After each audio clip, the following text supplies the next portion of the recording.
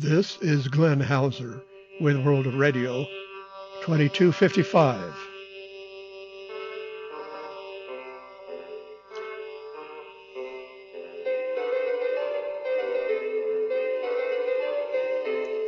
World of Radio is a listener-supported public service program about communications around the world.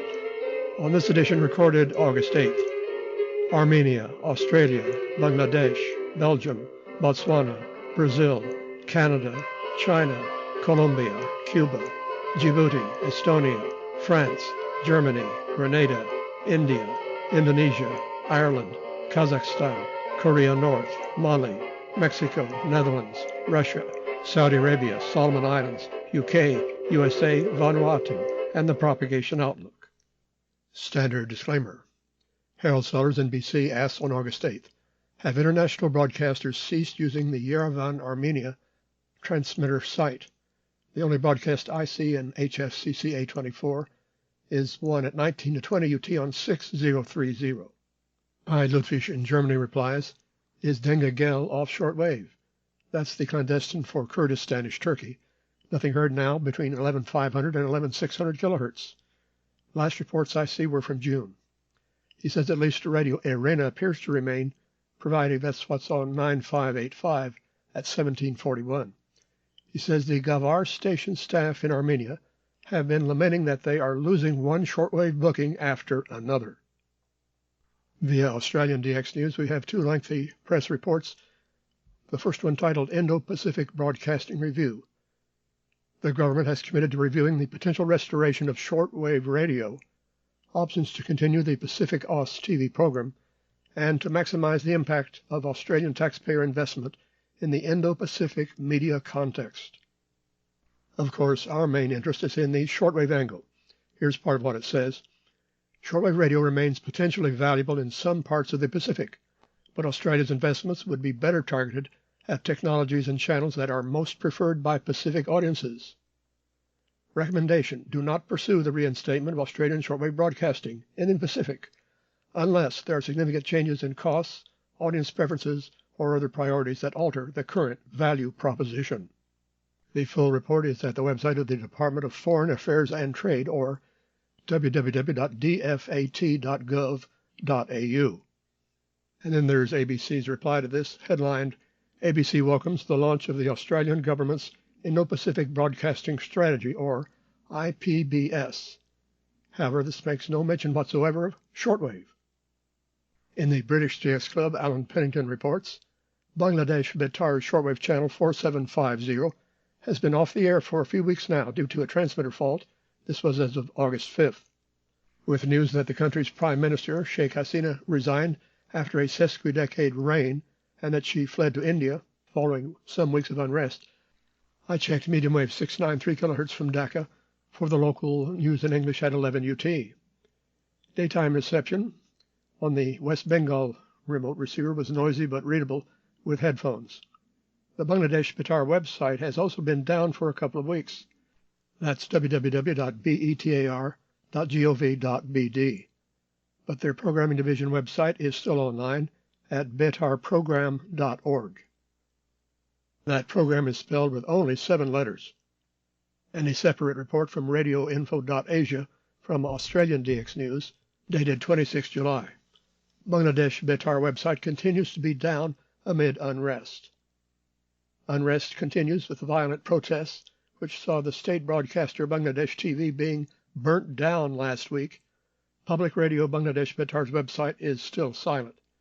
The internet and all forms of telecommunications were shut down last week, and there was a complete information blackout.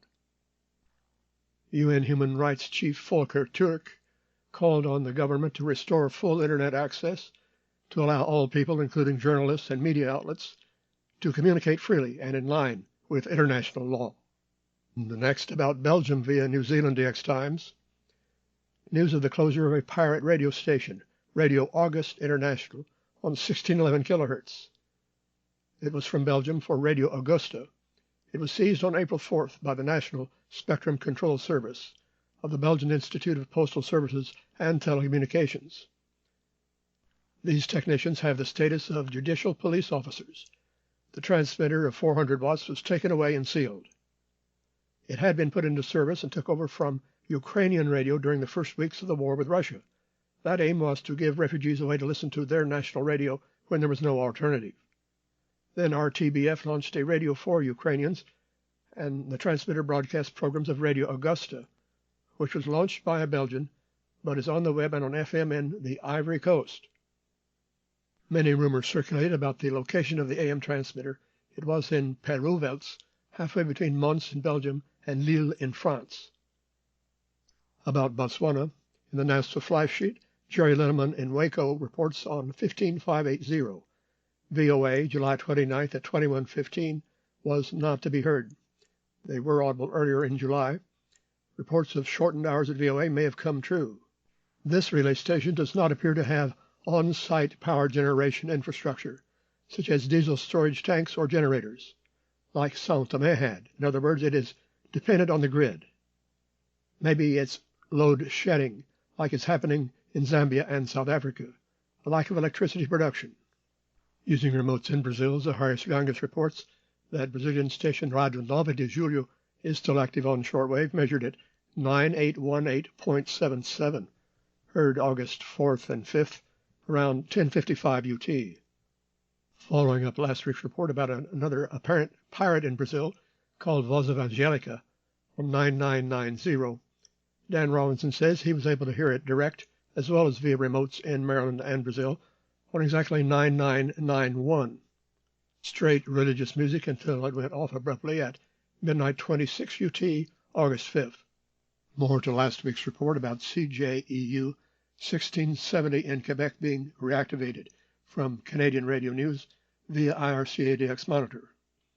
1670 Gatineau, CJEU, the National Capital Region station, back on the air after a year-long outage that saw the 1,000-watt transmitter returned to the manufacturer for repairs. Radio Jeunesse airs children's programming in French, appealing to both French-language families and English-language families with children enrolled in French immersion schooling. The National Capital Region straddles the Ottawa River and the provincial boundaries, also known as Ottawa-Gatineau. The website is radiojeunesse.ca. David Koenig of Interval Signals Online reports about China Huayi Broadcasting Corporation, that's HUAYI, abbreviated CHBC, on 6185 shortwave. It's only on for about 2 hours a day, crash starting around 9:45 UT, varying between 9:30 and 9:50, and going off by 1200. Very good via Taiwan remotes, but use upper sideband to mitigate curium from CNR1 jammer on 6180. Programming is a tail end of a monologue, followed by 2 solid hours of soporific pop. One wonders really why they bother putting it on shortwave. Upon Asilomar State Beach, California, Ron Howard also heard this closing at 12 UT on 6185. However, Mexico was totally dominating the channel, and they both went off at the same time. Ron also refers to a website about this, dfrlab.org. CHBC is managed by the PLA's Voice of the Strait, which was also downsized in 2023, with just 1 hour of original news programming.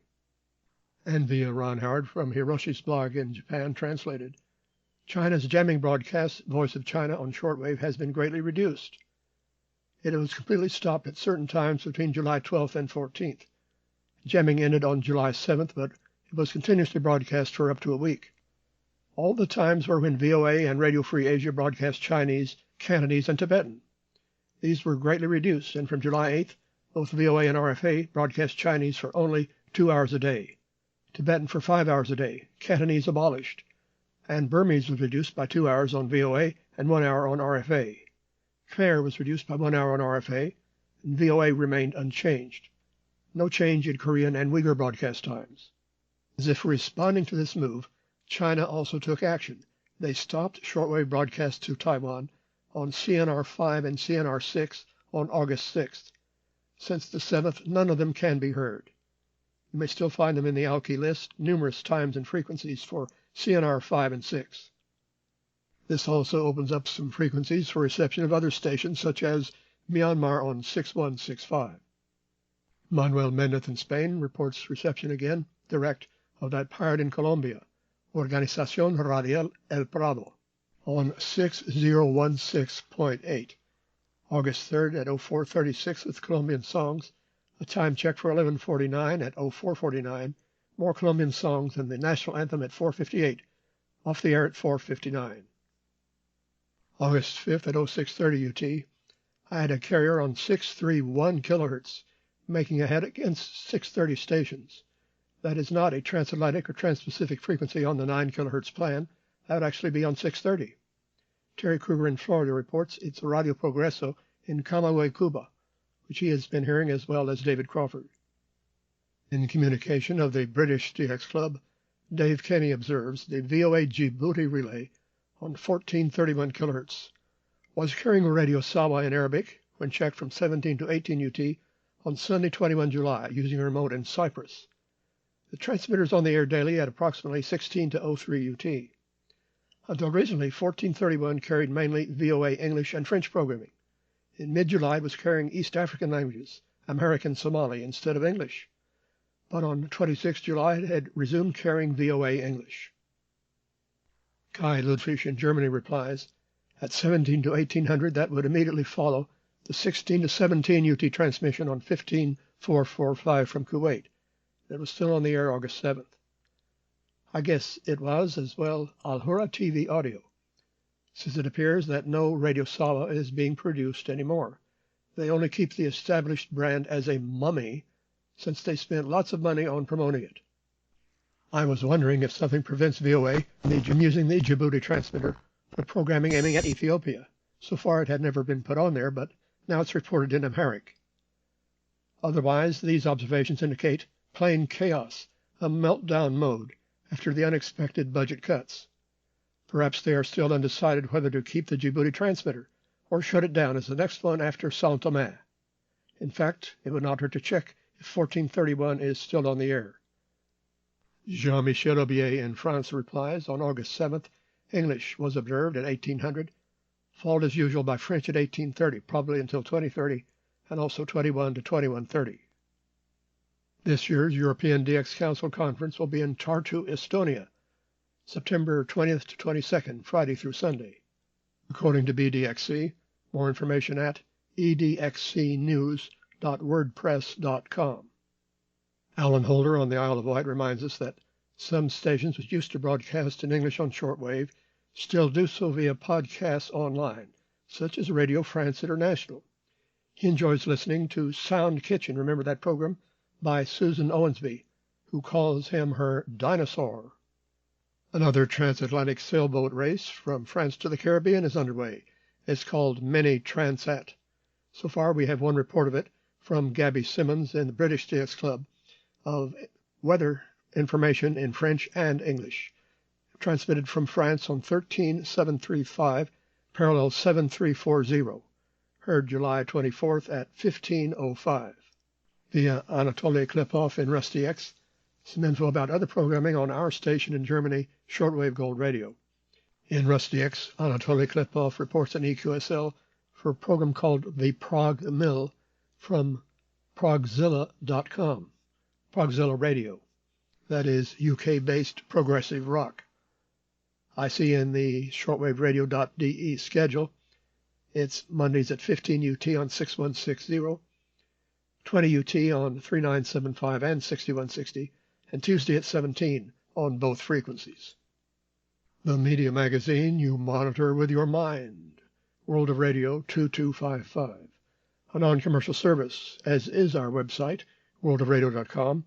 We appreciate voluntary financial support, which may be sent via money order or check on a U.S. bank to Glenn Hauser, P.O. Box 1684, ENID OK 73702. Or not necessarily in U.S. funds via PayPal to WORADIO@yahoo.com.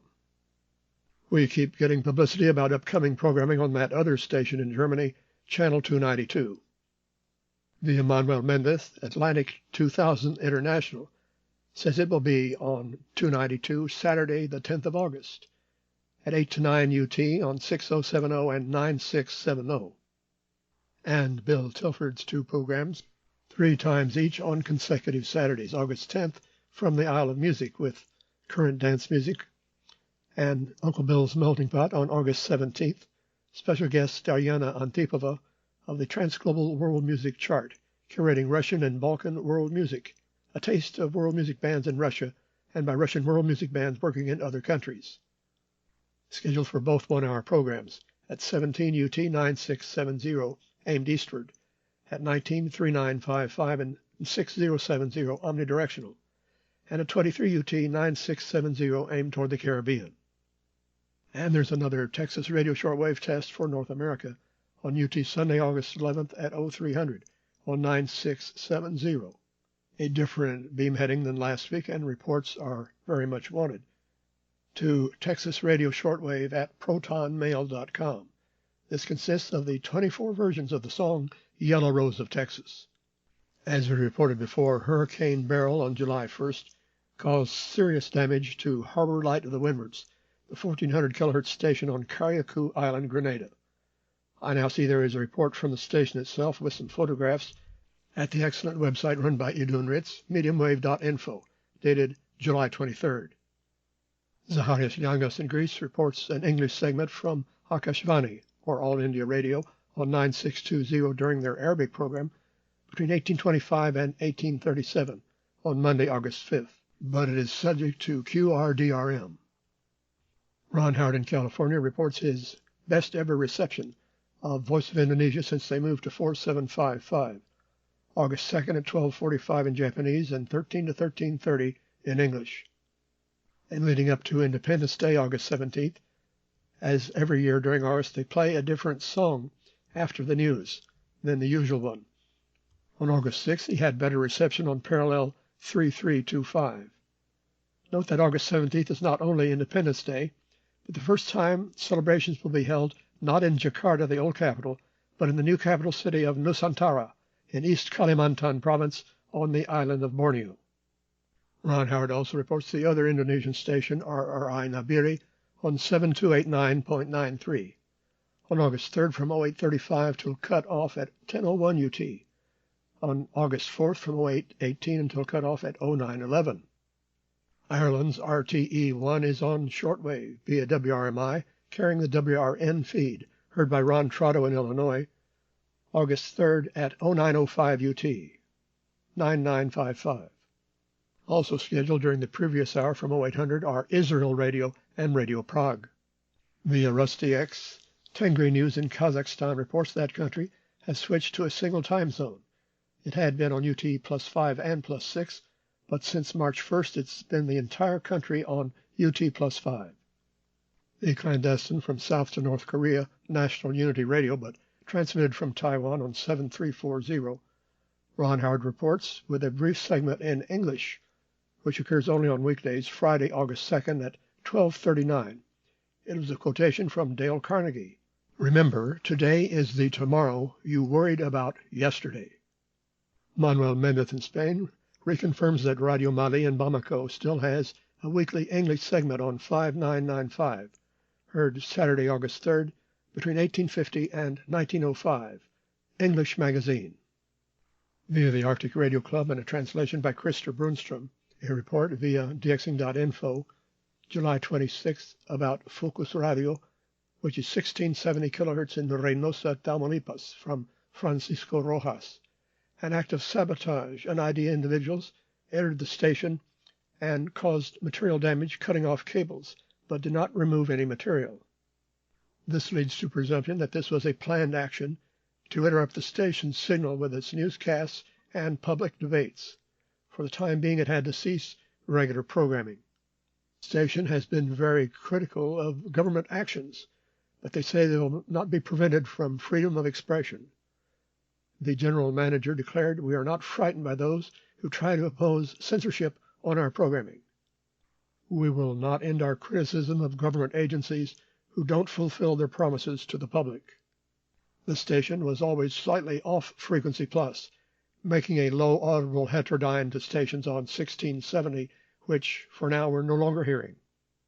In New Zealand DX Times, Stu Forsyth got a nice reply from a pirate in the Netherlands, Cupid Radio, which he heard on 15105, going into some detail about how he homebrewed his transmitter and using a 3-element beam. He was aiming for the USA, but made it all the way to New Zealand. Should Cupid Radio use 15105 again, take note of the hours when it's not in use by North Korea or Swaziland. In the British TX Club, Paul Billingham in Cleveland, UK, heard a music wave radio on 3940, but where is it from? Saturday, August 3rd at 2206. Alan Pennington says, I think it's a pirate from Russia. The frequency and perhaps the transmitter were also used in the past by Radio Free Waves Bay. Then Igor replies, also hearing it, Sunday, August 4th at 1924. Reports go to podradio@mail.ru. Zacharias Rangas says, via remotes, frequency measured at 3939.928, in Russian or similar. Alexander Beryoskin adds, a Russian pirate. Transmitter may be located in Belarus. They plan to start broadcasting on 1575. Both frequencies earlier used by Radio Free Waves Bay and by Radio 5 Angles. Here's another mystery on 6218 USB.